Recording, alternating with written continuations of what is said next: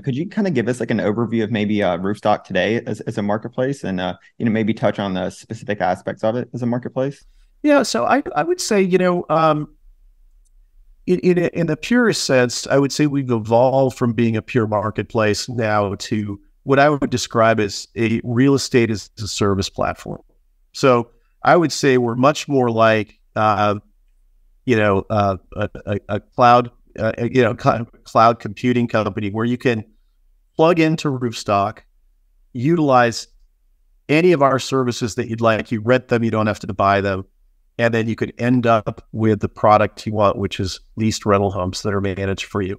And so, because what we realized was with the just the pure transactional marketplace, it was great because you got paid at the transaction, but then we were done. We were handing off people to local property managers, and there's this long annuity of additional revenues. And then that relationship we're handing off to someone else who actually made us sell him a home. So what we decided to do was buy a couple property management companies and vertically integrate more so we could capture more of those dollars and, importantly, maintain relevance with the customers. And what we found too is we had great product market fit with institutional investors. We started off thinking we were going to be largely a retail platform.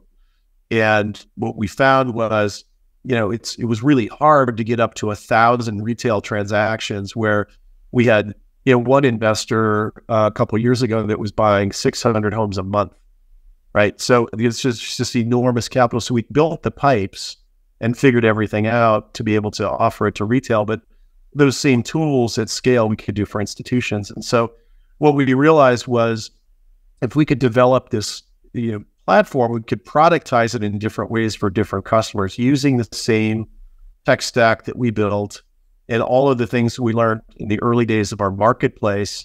And basically now we can offer transactional services for investors who want to buy or sell.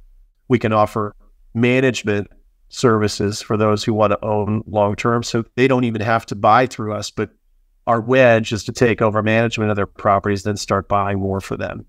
And then we have, a very robust data science operation, which drives all of our business. And that's kind of the edge that we have is we've mapped all roughly 90 million homes in the country.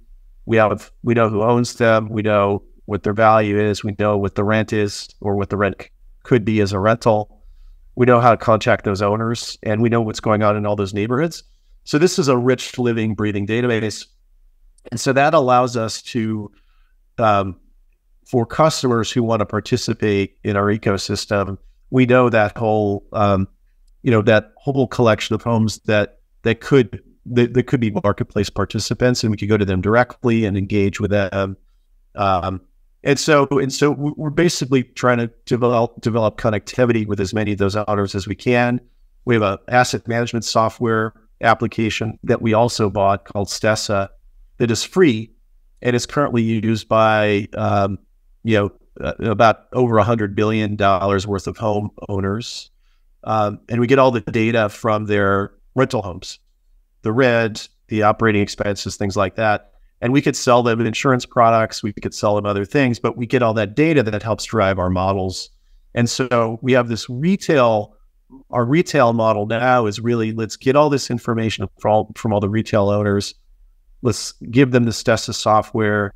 We actually have a paid version now, so we're starting to monetize it as the SaaS solution, which is interesting because as you mature as a company too, and you have these unique assets, we've had lots of people say, hey, I would pay for this. And so now we're actually starting in a couple of areas of our business to say, hey, if people will pay us for this data and it just makes them, more connected to the platform, we could do it.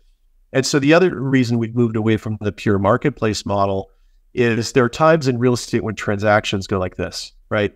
Like now we're at a time when transactions are quite low because there's very little supply, interest rates are high, so transactions aren't really happening. But we have a pretty large property management business now, which is, it's not affected by the business cycle.